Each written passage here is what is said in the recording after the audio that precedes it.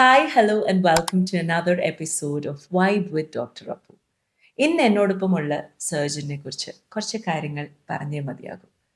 97 തൻ്റെ യാത്ര തുടങ്ങി as an ophthalmologist.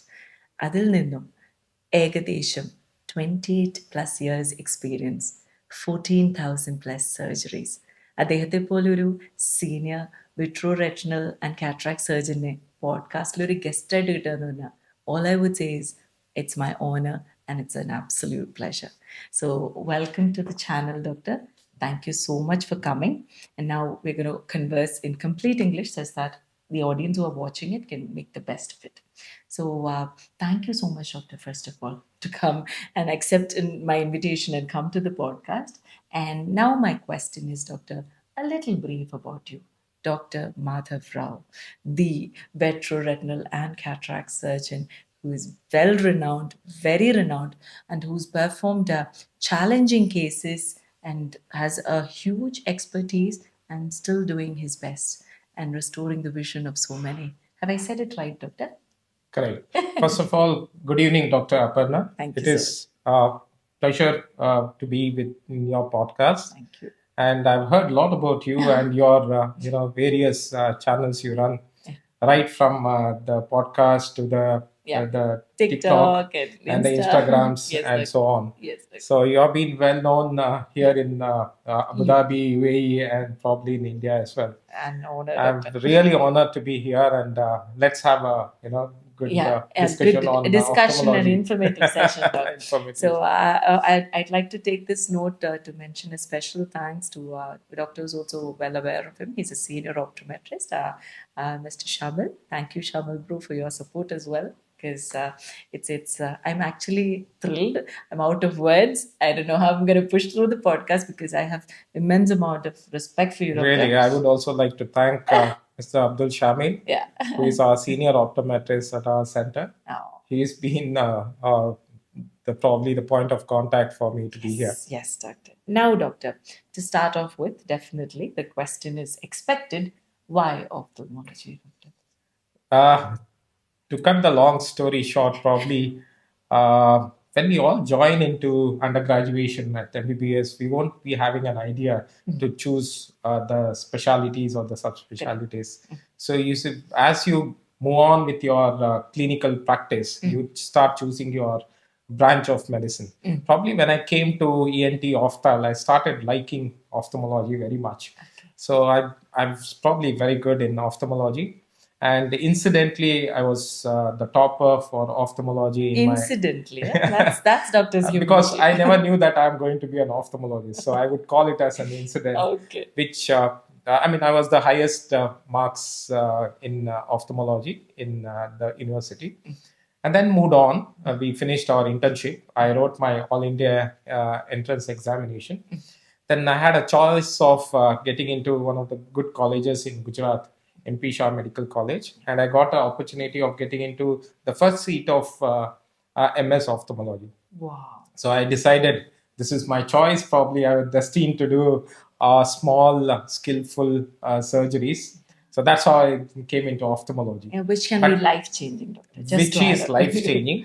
But soon after ophthalmology, probably we were in the second year, I had one of the good lecturer, young lecturer coming from Ahmedabad, trained from Apollo.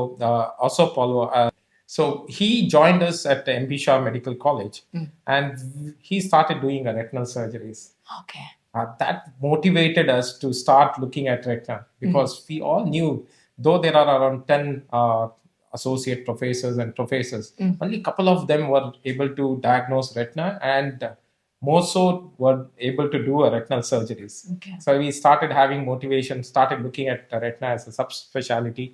And then immediately after my post-graduation, I wrote to all top institutes. Then there were around 4 or 5 institutes in India, right from the north, AIMS, Apollo in Ahmedabad, LV Prasad in Hyderabad, Sankara Nethralaya in Chennai, and Arvind in Madurai. So I probably got into all 3 or 4 places. Wow. And I chose finally Sankara Nethralaya. In fact, I joined Arvind Eye Hospital for 2 weeks or 3 weeks. Then I immediately got a call from Sankara Nethralaya. And I never had to look back, because that was the place called Mecca of Retina Yes. in ophthalmology. So I had to join Sankara Nethralaya. Absolutely. And we came across Dr. Badrinath, who is considered to be the father in ophthalmology. Yeah. I mean, recently we lost him a couple of years back. But that's how I came into ophthalmology and retina as subspecialty. But just taking a one step backward, Doctor, MBBS, are you from a family of doctors or? Not really. Not So really. my brother had already taken medicine. Okay. So he has a couple of years seniors to me. Okay. So fortunately, I got into the same college. Okay. But daddy and mommy pushed nothing for No. that. Just both of you went. Well, I was good in both. I had taken a PCMB, so I had got an opportunity to write both the entrance examinations of engineering and the medicine. Okay. And luckily, I got into both the places. So when doctors saying it's like I got into engineering college. Did it because medicine was probably a couple of weeks later, the counseling. Okay. So I joined engineering. Probably today I would have been in US. Oh my God! So there's a we are- twist to that story yeah, as well. so this is all when we are talking about, prior to Y2Ks. Yes. We were in the year of 89, 90. Yeah. 90 we joined medicine. Okay, doctor. So your brother's also a doctor, Yes. and his specialty is? He is an ENT surgeon. Oh, nice. Somewhere closely related again. Now, doctor, you told me coming in through a Vitreo-Retinal, and there's also cataract procedures that you do, which I think is like the initial surgeries and ophthalmology starts Correct. off with. And how was your first case? Well, as we entered the post-graduation, the first surgery we all probably would start is cataract surgery. Okay. I would have started in 97 as an capsular cataract surgery, which is with the sutures. Okay.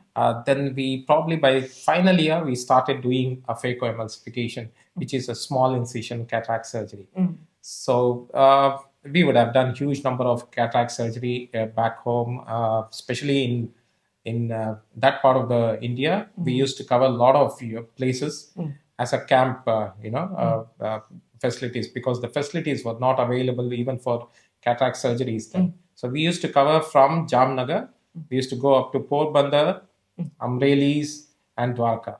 Wow. So all big places. I have done huge number of cataract surgeries by then. Wow. Yeah. And all successful. All successful. Oh wow. Wow. Such a pride. In terms of number of surgeries, probably we would have touched around 1,000 plus by the end of 3 years of our postgraduate practice. Wow.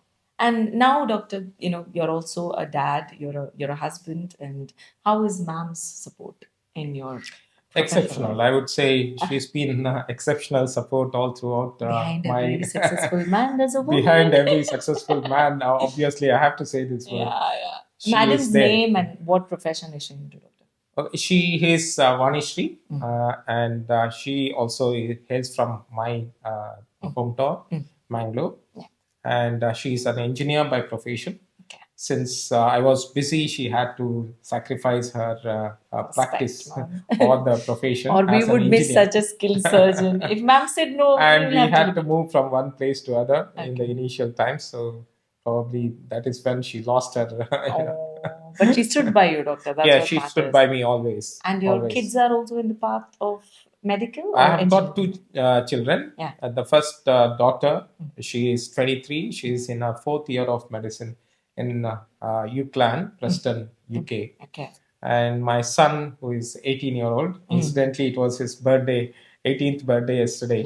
So we celebrated his birthday yesterday. He is also planning to move on to take up medicine, either in UK or Europe. Is it because you inspired them, doctor, or they got inspired themselves like you? Well, see, medicine is one. They need to have a fire in belly. Exactly, you cannot force anyone to become a doctor. No. It's very unfair to do that. Yes. Why? Because it's a lengthy process. It's a lengthy career. Lifelong learning. Lifelong learning. You need to do at least 6-7 years. 6 years of medicine. If you're planning to take up medicine in UK, 7 years. Plus you have a post-graduation, which is another 3 years, and a fellowship or a super specialty, another 3 years. So end of a 12 or a 14 year, you would get into a consultant job. So one needs to have a passion. Without passion, you cannot force that. So it is their wish, and they are coming to. They have chosen the medicine. Doctor is keeping it all very humble, but he's talking about the most challenging examinations that we that will shake us or give us a shiver across our spine. And yeah, he cleared both medical and engineering. I joined engineering also, and that's so humble of you, doctor. Now, doctor, you also have a record to your credit, right? I would say for this, I would give a credit. We were all pre-internet, pre-mobile era, so we didn't had anything else to, we had just books, and probably I didn't go in for tuitions as well. There is no tuition, nothing. We just read the textbooks, Okay. both for for PUC, which is 12, PUC second, it is called pre-university examinations. And then for even the common entrance tests, we knew from page 1 to page the Z. We knew everything about what's going to come. Truly, In fact, we stood very good. I stood. I still remember we had a very good marks in common entrance tests. Wow. A couple of them were cent percent in in probably biology and one other probably. Oh my God. I think we're taking Doctor through his life saga, from a teenager to a vitreoretinal surgeon and then now over here. You've been in the capital city for over 15 plus years now, Doctor? In Abu Dhabi, I came to Saudi Arabia in Middle East in 2005. Okay. And I was doing pretty well. I joined one of the largest private hospital of Eastern province of Saudi Arabia. Okay. This was Dhahran Eye Specialty Hospital, which was started in lines of King Khalid Eye Specialty Hospital. Okay. I was the first retinal surgeon for them. We established the department. Soon we got to know that there is a vacancy in Abu Dhabi, okay, the capital of UAE, yes, and looking forward to have a retinal surgeon. So when I joined in 2007 at NMC with Dr. B.R. Shetty, okay, I'm the first retinal surgeon of Indian origin.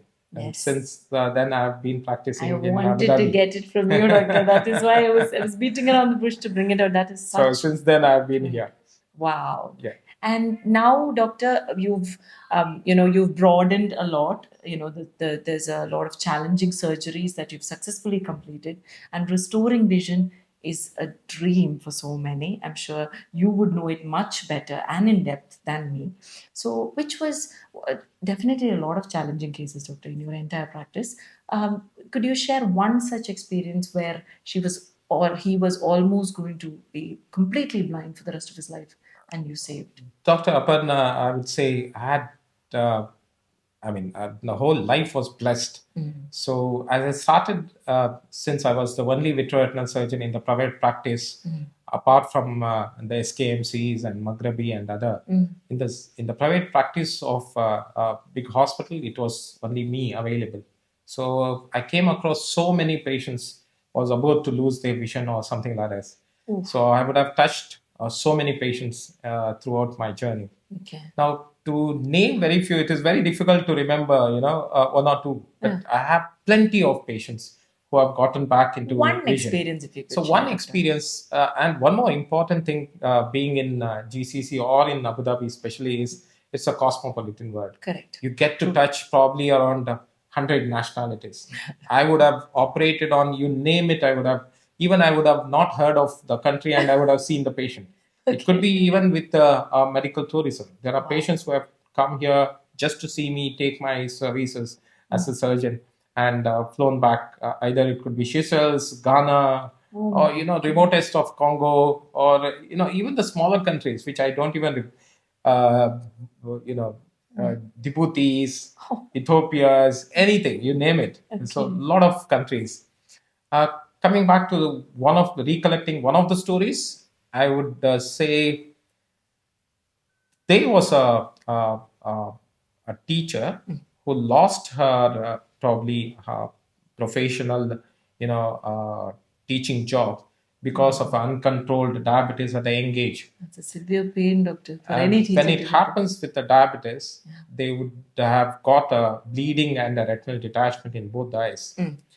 The lady underwent a surgery elsewhere in one of the eyes, probably in the left eye. Okay. and she was doing pretty well. Okay. And then she probably had episodes of recurrent bleeding, and she lost that eye. Oh. And she also lost that eye because of pressures. It's called a glaucoma, uncontrolled glaucoma. And she also developed an infection.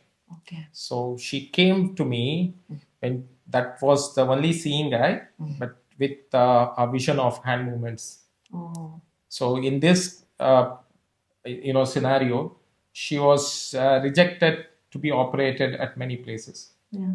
including her home country in Egypt. Yeah. She had lost her hope, and she visited me along with her mother.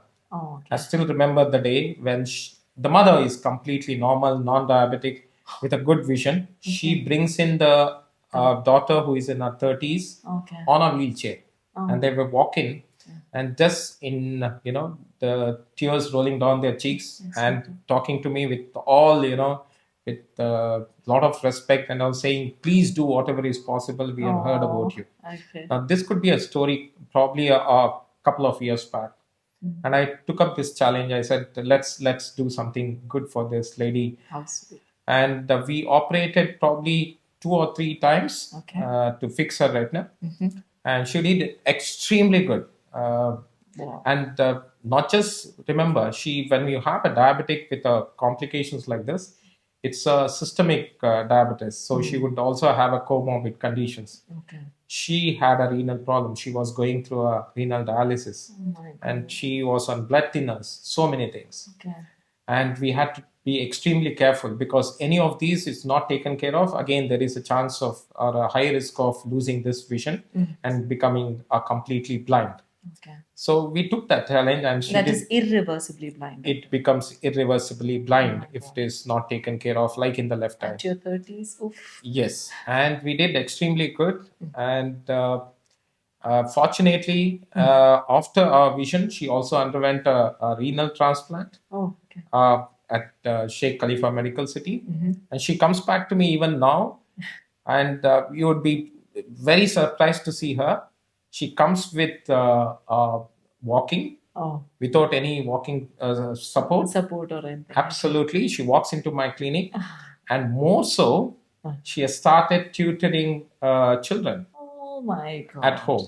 So she's on her own. She's back, if not for the full-time job in the school, she's at least tutoring. A good eye surgeon who restored the life of not one person. So it's a retinal surgeon. Again, I want to... Retinal surgeon, yes. Actually, doctor, with all due respect, because every branch has subspecialties. Right. Thanks to you for giving me that valuable information that even ophthalmology has 10 subspecialties. Yeah, it could be more than 10. More than 10 even. Yes. Okay. And in that, one of the most challenging is the Vitreo-Retinal, right? Correct. And the Absolutely cataract is quite, I think, all of you are trained in So it. all of us will get trained from the beginning on cataract surgery, which is phacoemulsification these days.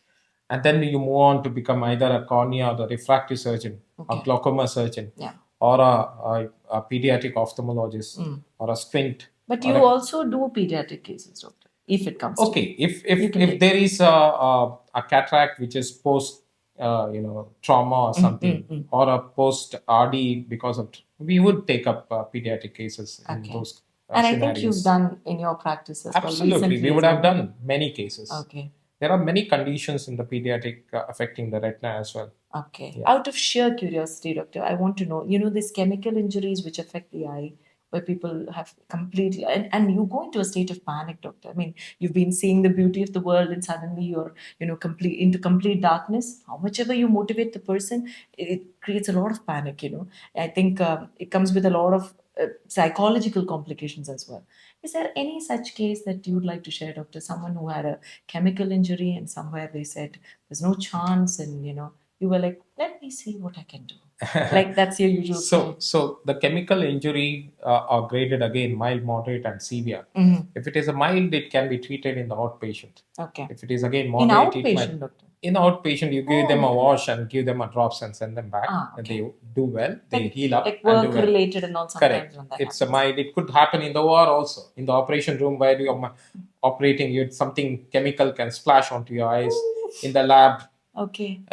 Many places, Okay, you can okay. just use the fresh water, the flowing water to wash your face and rinse your eye, and then you see your ophthalmologist immediately. Or if it is a very severe, it can scar the conjunctiva and the cornea. Okay. The cornea can become completely opaque. So in that cases, also there is a possibility of restoring the vision these days by Wow. doing a procedure called UKP. Okay. Unfortunately, this is not my domain. Okay. Since you asked me the question, I would Yes. probably touch upon it. It's called UKP. Yeah. Osteodonto Yeah, keratoprosthesis. keratoprosthesis. It is done with the multiple sessions, so it cannot be fixed eye vision or in one surgical session. So they'll be taken initially to put the canine tooth in the eye. We are connected to And then they ophthalmology. make a groove and put a cornea Yeah. in the second or the third sessions. And Yes. you have restored vision in such cases as well, Yes, doctor. yes. I think You in in the India sense also. I may not do it, but yes, of course, this has been handled Doc, by you the are team someone of. who's published so many informative papers, doing your own research through your own practice and through otherwise, and you're keeping it very humble, doctor. I don't know how you do that, but huge respect on that. Thank you for inspiring me as well, sitting right next to you over here, because I think you've taken a lot of initiative to do that as well, doctor, to bring out this information to the other fellow surgeons as well, so that they also get a better understanding in their practice. Am I right, doctor? True. I think Okay. it's a part of CME or a continuous medical education. Yes. Or training your next peers is part of your It's your responsibility. responsibility as well. Yes, you need to absolutely. train.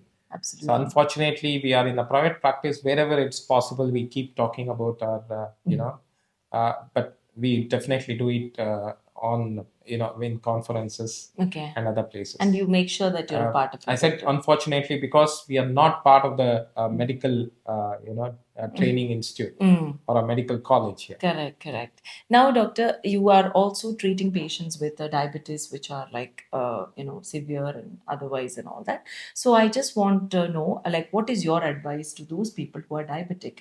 What should they do for eye care? Is there anything special that they should do? I think it's one of my favorite topic is diabetic retinopathy. You touched upon the favorite topic. Yeah. This in itself will take one podcast completely to talk about diabetic retinopathy. Okay. So it's not easy to talk in just For few sure. question and Very answer session or in elaborative 1 or discussion. 2 minutes. To make a sense of what we are saying is diabetic is a systemic disease. They can have a complications in major vessels and the smaller vessels. Okay. So it is called the microvascular and macrovascular complications. In microvascular complications, since the blood vessels are small in the retina, in the eye, they can have complications. Likewise, they can have complications in the heart, in the kidney, and the peripheral limbs, peripheral neuropathies. In the eye, it's called diabetic retinopathy. All right. Yeah. So in diabetic retinopathy, it could be mild, moderate, severe, and there is a chance of losing a vision called proliferative diabetic retinopathy. Okay. So once you are diabetic, especially with type 1, you can probably stay away from seeing an eye surgeon or an ophthalmologist for first 5 years. Okay. After that, you should see every year. Oh. And he would advise based on the staging of diabetic retinopathy.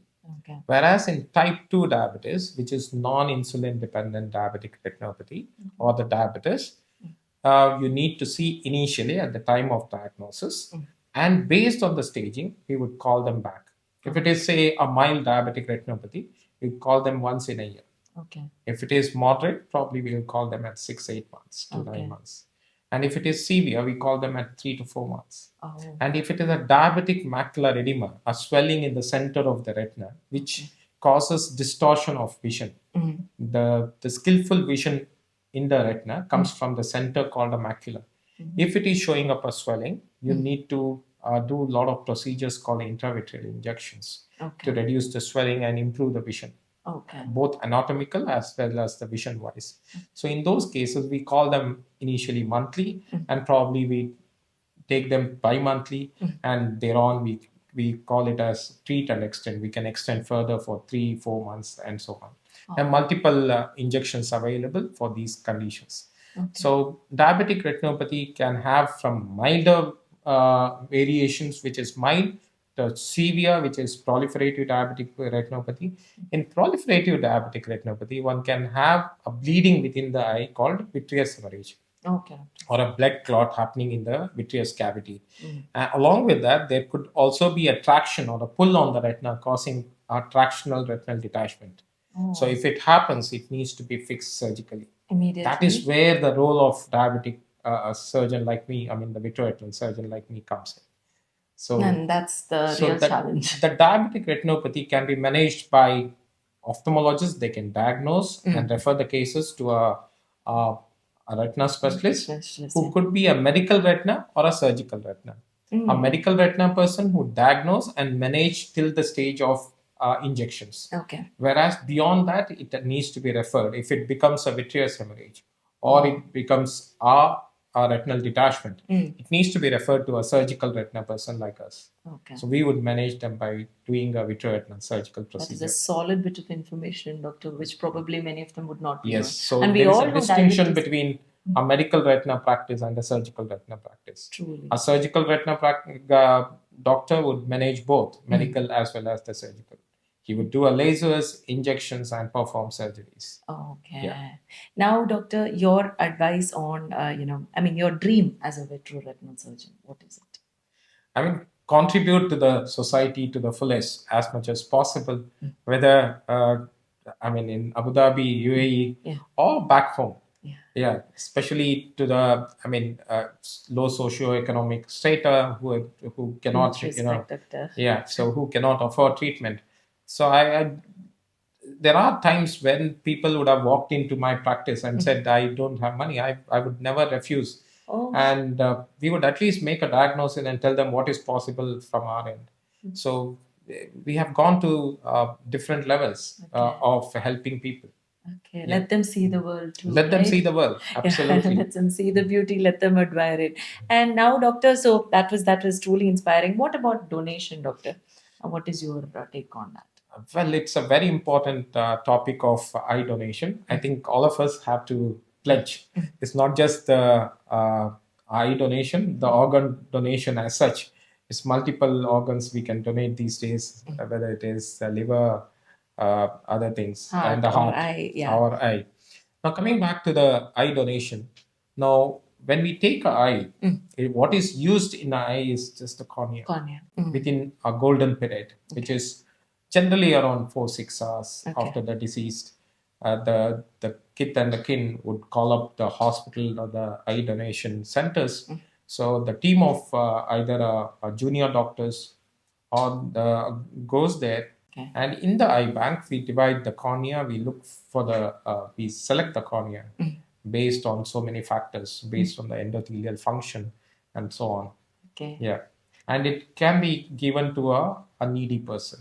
It can be, transplanted to a... It will be matched accordingly. It could be matched according to the needs. Beautiful, beautiful. So I would like to call Dr. Madhava Rao, a vitreoretinal surgeon with definitely a cataract surgeon as well, with a golden heart. So thank you for your valuable time, doctor. And now, you told one point which I would like to highlight on before we conclude this podcast session, which is you said that, I was in an era of pre-internet. There was no internet. We were focused on books and we were focused on interacting and getting to know things through reading and all that. So what is your advice to the young generation, doctor, as a conclusion? Okay, so they need to be focused in life. In whatever field they have chosen in. This is the era of information available everywhere. You go to probably ChatGPT, it will answer everything. So you need to be focused. And it will take its own course. So attitude is the best thing. One could be extremely intelligent, but what makes you or what separates you from ordinary is the attitude. So I always call this is the 100%. So if you have a right attitude, it will take you to the different level. Wow. Thank you so much for your precious time, doctor. Thank you, Dr. Aparna. It was so wonderful. Short duration, I don't know how much I've learned, but you are an encyclopedia of knowledge. It's the other way around. I think I have learned a lot how to speak my in God. public. Thank You thank have Doctor. tutored me in the last say half an hour or so how to I think, speak in the Doctor, public. what is missing nowadays is I need to communication. introduce you, saying that you have probably interviewed the greats like Mamuka Yeah. and Mohanlal At a and young age, others. yes, So Doctor, yes. congratulations, you have been one of the youngest, Yes, teenager to interview teenager evaluated. to. Yeah. So it is really good to know Thank you, you in Doctor. person. Thank you so Thank you much. so much. Thank you. No, Doctor, thank you, because there's such information, and it's like you said, Doctor, it's the attitude to share as well. And when you share knowledge, it only becomes better. So thank you so much, Doctor, for those valuable words and for the valuable information and for your precious time that you Thank you so shared much. of this podcast. Thank you. Thank you so Thank much. you. We'll see you again.